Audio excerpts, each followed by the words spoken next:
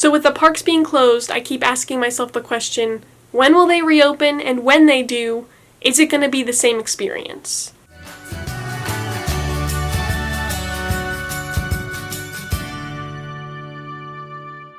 Hey guys, my name's Hailey. Welcome back to the Disney Cupcake channel. Please make sure to subscribe to this channel for more daily Disney videos. Let's jump right into it. So these are my top things I think Disney's going to have to change once these parks reopen, and I'm hoping they're going to reopen soon. I have heard many rumors and many theories of when they'll reopen, and truly, I don't even have a prediction fully formed. I would hope that they would open later this summer, but if it is risking the health and safety of people, then I could see them opening in December, like at the very, very end of this year. Those are like my two guesses, but it's so hard to know. Literally every day I have a different idea or prediction of when they'll open, just because the world is changing so fast and the news is just insane. So these changes and thoughts that I have are mainly relating to the US Disney parks, because those are the only Disney parks that I have been to. I can't really comment much on the international parks just because I have no idea how things are run there or what they are like. So these thoughts are regarding the Walt Disney World and Disneyland resorts. So starting off with number 1, this thing stresses me out, honestly, and I'm concerned about it. I talked about this in my recent live stream, which I'll have linked down below, and don't forget to join me for my live streams every Saturday at 2 p.m. because we had a big discussion about this, and I hope to do another live stream kind of going more into it. So with all that, the thing I'm concerned about is pin trading. If they stop pin trading, I'm gonna lose it. Just being 100% honest, I don't see them doing that for a long time. I'd love to hear all of your thoughts and opinions on these down below, so don't forget to leave your comments, and I'll be replying to those as soon as possible. But pin trading is very concerning to me. I personally think I would still pin trade and then just like clean the pins and everything, or wash my hands after doing it. Overall, Disney looking at it from, the health perspective, I could see them definitely suspending pin trading for the next year or two. Again, none of these are confirmed. These are just rumors and my own personal thoughts and concerns about this particular thing. But pin trading is definitely going to be a big one. As for me being a collector, that is just the super sad thing, that if it does end permanently, I will be very, very disappointed about it.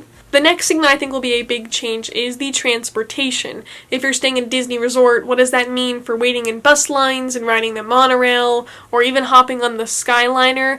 I personally think that they might keep the Skyliner to family only. They won't necessarily mix groups.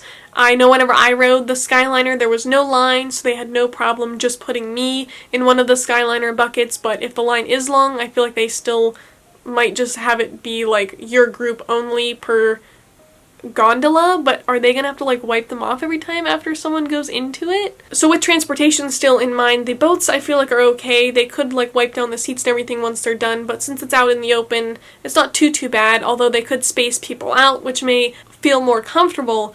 But with the buses, at the end of the day, that rush to the buses, leaving Magic Kingdom after the fireworks, it's a lot of people crowded, being crammed onto the buses, standing, sitting everywhere. Maybe they'll limit the number of people they have on the buses, and are they going to have to wipe them off or anything after each bus run? That would just be insane. And same with the monorail. I know the monorail has been stuck a little bit more recently, and people being stuck on the monorail, I feel like they may also have to limit the number of people in each monorail cabin.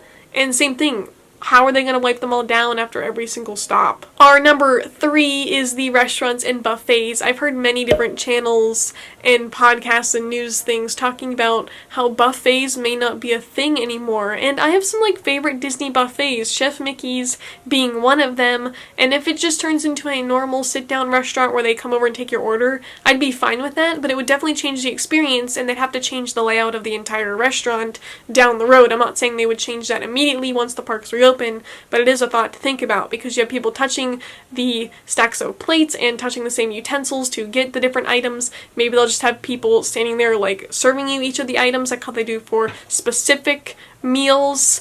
It's just It's another crazy thing to think about. And just restaurants alone, people sitting at the different tables, I know they already wiped them down, but they might need to do it more than what they already do. Next up, this is more of like a general concern for not only Disney World, but just life in general, and that is stores. People returning items and just touching all the items. I know, walking into the Main Street Emporium, there's a lot of people in there touching all the different things, and, kids picking stuff up and putting it back, and that's just a general concern, but I feel like that's more on us to just use a lot of hand sanitizer and wash your hands after doing those kind of things. Our number 5, this is another one that I don't really know if they're going to be able to do much about it, and that is rides, like using the different seat belts and just people like in and out of all the different seats, again, touching the seat belts, the clips, all of that.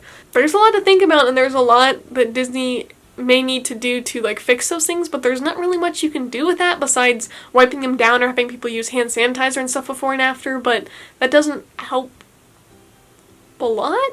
Let me know your thoughts on that down below in the comments. So going more off of rides, I feel like virtual queues are going to become more of a thing, similar to what they're doing with Rise of the Resistance currently at both Disneyland and Disney World, having to get to the parks very early and basically book what you're going to do for the day. And I don't know, like, generally what they're going to do about queues and stuff, because you have a lot of people waiting in those queues, touching the bars, the handrails, the kids, like, playing with the different things like that, and that's just, like, how things are, and originally, that's something you don't even think about, and I know, obviously, germs would circle through there on a daily basis, but just with this being more of a concern to people, like, people are going to be, like, a lot more aware of those kind of things, and that's why I say virtual queues may become more of a thing, but I could not imagine arriving at Magic Kingdom very early and not being able to guarantee a spot for something.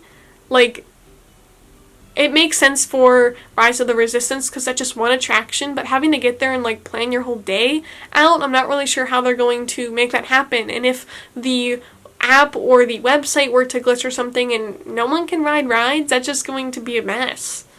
Next up we have shows. I know Shanghai Disneyland is said to be starting this. They're going to like do the 6 feet apart sitting, so the shows will be a lot more limited from what they're currently doing at Shanghai Disney if they were to continue that over to the US parks. So our show's still going to be really a thing with the different actors and people interacting up on stage. That might not be a thing anymore, and just having all the people in the different seats and maybe spread out more. Next up, these kind of go together. Masks and crowds. I think for the beginning, people are going to have to wear masks at Disney, and I think that's probably what's going to happen. And if so, is Disney going to sell masks? Like, if you don't have one, are they going to, like, give them to you? And I know, like, Tokyo Disney and some of the other international parks, they already do, like, sell them. And then going along with that, crowds, just people just being all together and all of that.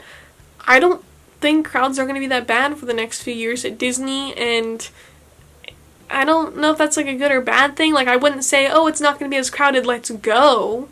But it's going to be very, very weird seeing Disney that way. And I've read different articles of people saying that Disney's not going to be back to the way that it was for at least the next 2 years, which is crazy to think about considering that Disney has been working very hard to help upgrade and add new attractions for the 50th anniversary in 2021. And if they do all of that and there's not very many people there, that's just going to be really sad. Like, we just don't know what it's going to be like. So with that, this is going to, I believe, cause a little bit of an impact on the 50th anniversary. Not that they're going to postpone it or anything, and they shouldn't, but as of right now, I mean, they're still working on rides, they're still trying to make it happen, and I have all of my hopes and prayers towards that happening. That's still a year away, so I'm not even going to go there because there's still a good chance that Disney could open at the end of the summer and everything goes back to normal and life is fine. I mean, just like any other place, I think Disney's just going to have to do a lot of cleaning, and not that they already don't, but just double time. They're just going to have to do a lot of it, and that's just how it's going to be everywhere. So those are just my thoughts and my many questions about the future of Walt Disney World and Disneyland Resort. Let me know down below in the comments if you guys agree with any of those statements, or if you have any other ideas, regarding those, or if you've thought of other things that may be impacted by this coronavirus pandemic. It's a lot, and I don't know when I'm going to be able to go back to Disney World, or when, or I it's just a lot of I don't knows. So with that, I'm looking forward to the future of Disney parks and just to continue living history, you know, being able to go to the parks once they reopen and just seeing what it's like then, and then 10 years from now we'll be looking back and being like, remember whenever this happened. It's just, there's so many things going on, and it's very interesting to just live Disney history and just history in general. So with that, I hope you guys are doing well, staying safe, staying healthy. Please, again, make sure to subscribe to this channel for more daily Disney videos. And as always, remember to do what you love and do what makes you happy. And I'll see you guys tomorrow in another new video. Bye!